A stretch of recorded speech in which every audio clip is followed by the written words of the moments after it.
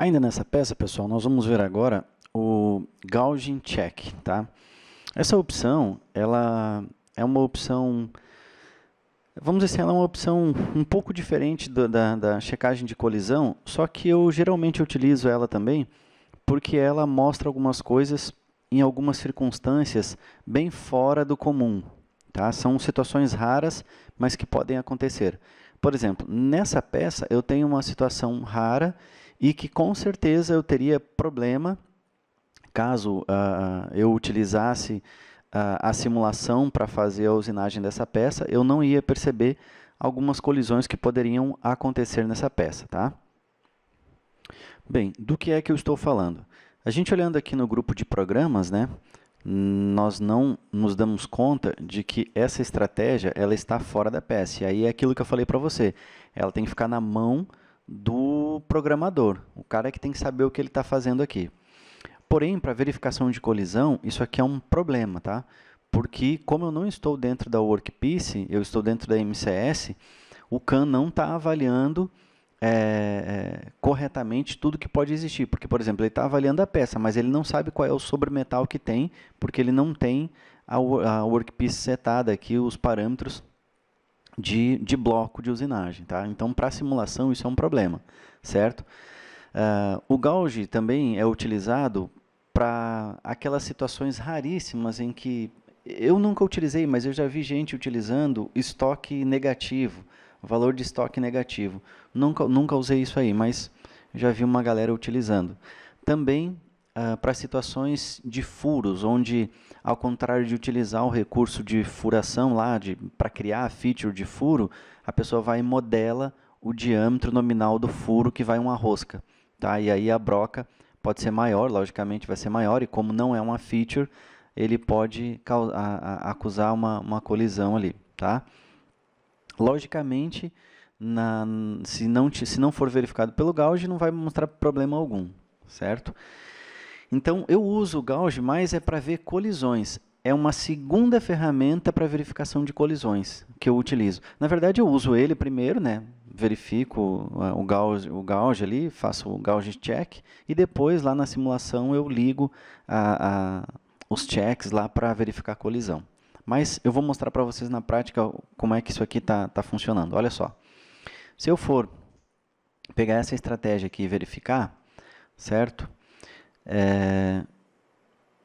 Eu vou fazer aqui, por exemplo, um 2D Dynamic, vou dar um play.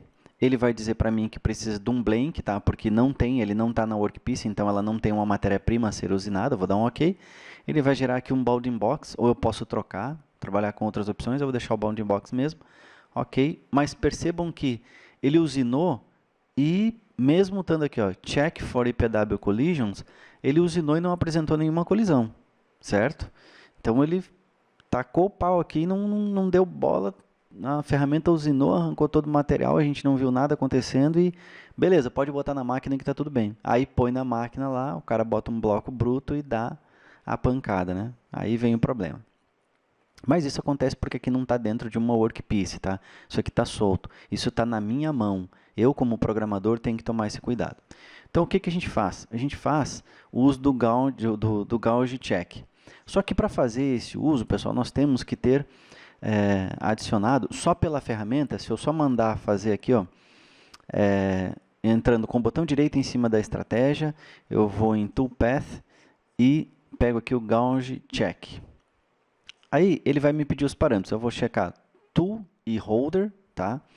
Baseado na ferramenta, nos parâmetros da ferramenta.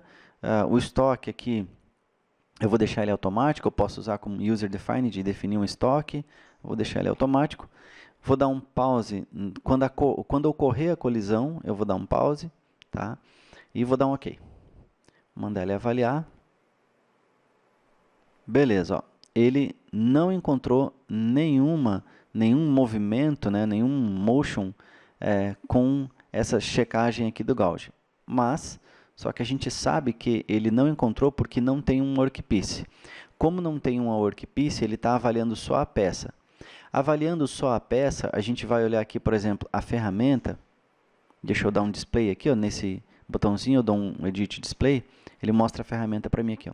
avaliando só a ferramenta, a gente sabe que se eu mandar simular aqui no reply, ó, a ferramenta não vai ter nenhum problema, porque ela não vai bater na peça, tá? Ela está usinando, ela não vai bater na peça. Em momento algum ela vai bater na peça, certo?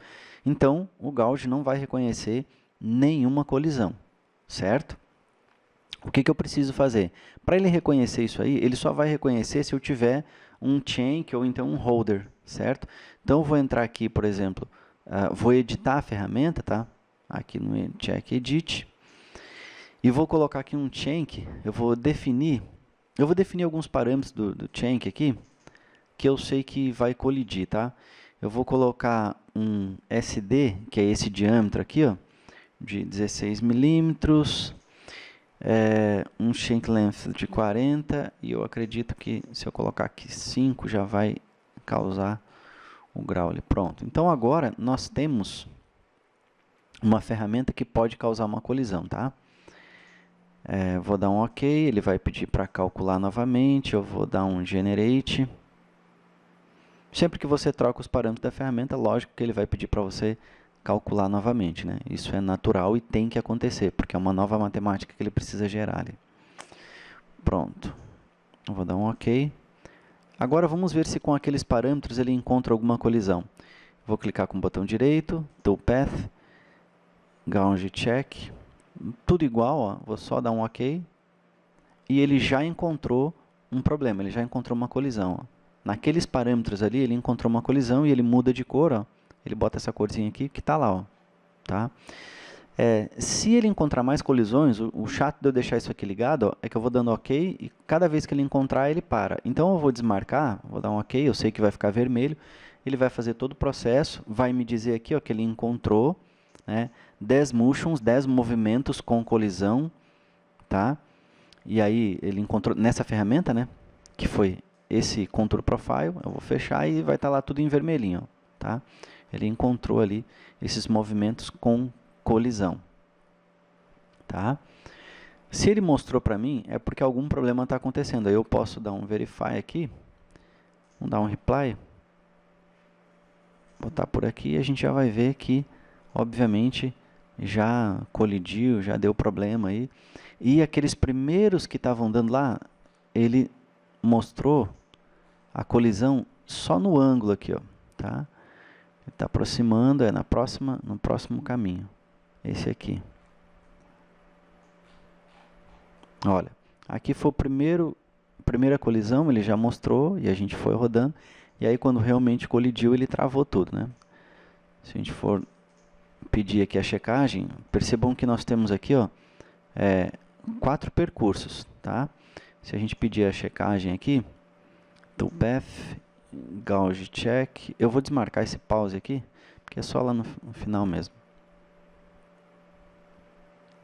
Ó, ele encontrou e percebam que ele parou aqui, ó. Aí realmente ele deu o total ele encontrou o total de colisões, aí ele parou ali, tá? Só para vocês entenderem melhor, que é algo que eu acho que eu até nem expliquei direito. Então vamos fazer de novo, Gauge Check. Olha só. Aqui está dizendo, ó, máximo, o limite máximo são 10, certo? Ok, eu vou deixar o 10 aqui. E ele diz assim, ó, Stop when limit reach, tá? Então, parar quando o limite for encontrado, certo? Então, eu estou dizendo para ele que o limite é 10, então quando ele encontrar 10 colisões, ele para, tá? Vou dar um OK, ele vai avaliar, e ele vai dizer, ó, 10 movimentos com colisão. Ele encontrou os 10 e ele parou a usinagem, tá? Então, ele está dizendo, ó, daqui para frente, se até aqui ele já quebrou a peça, imagina para frente, tá? Então, aquele ali é um limitante de até quantas vezes ele vai continuar usinando até parar, para ele vai mostrar para nós ali, tá? Então, é um recurso que eu utilizo para melhorar a segurança. Quando que eu utilizo isso aqui? Com mais frequência, pessoal, mas com muita frequência mesmo, quando eu trabalho com quarto e quinto eixo, tá? Em 3 eixos, é muito incomum a gente ter esse tipo de problema. Depois que você pega experiência, você consegue ver muitas coisas assim, olhando, e você já vê que vai ter problema. Então, eu uso com muita frequência esse Gauge Check quando eu trabalho com quarto e quinto eixo, tá? É uma opção bacana de se utilizar. E às vezes, quando a peça é muito complexa, né, quando é algo muito novo, muito diferente, uma estratégia bem mais complexa, mesmo no 3 eixos eu acabo fazendo essa verificação aí, porque é uma questão de segurança mesmo, tá? Além disso, a gente pode inclusive colocar esse gauge check, que não tem aqui, ó. Eu posso colocar ele aqui nas colunas do Operation Navigator. Vamos aqui em Properties. Eu vou por outro lado agora, tá? A gente sempre vai em Properties, eu vou aqui em Columns e tem que aparecer, é porque eu vou lá porque não aparece aqui, ó, Columns, a última opção aqui é Configure, tá? De repente não está aparecendo para você, mas é Configure. Eu vou clicar, ele vai mostrar direto aqui já para minhas colunas, eu vou procurar aqui o Gauge Check. Gauge Check, cadê esse bicho? Já passei? Tá aqui. Vou deixar ele mesmo nessa posição, vou dar um aplicar, um OK, né? Ele já vem para cá. Gauge Check. Percebam que eu tenho aqui algumas já verificadas, essa aqui não está nem gerada, né? Então não foi checado. E esse aqui, percebam que o status, o ícone, é um pouquinho diferente. Ó. Ele encontrou um Tool Holder Collisions Found, né? Uma colisão, aliás, uma não, né? 10 colisões com o Tool Holder, certo? Então, é uma informação bacana também de deixar aqui nas colunas para a gente avaliar. Beleza, galera?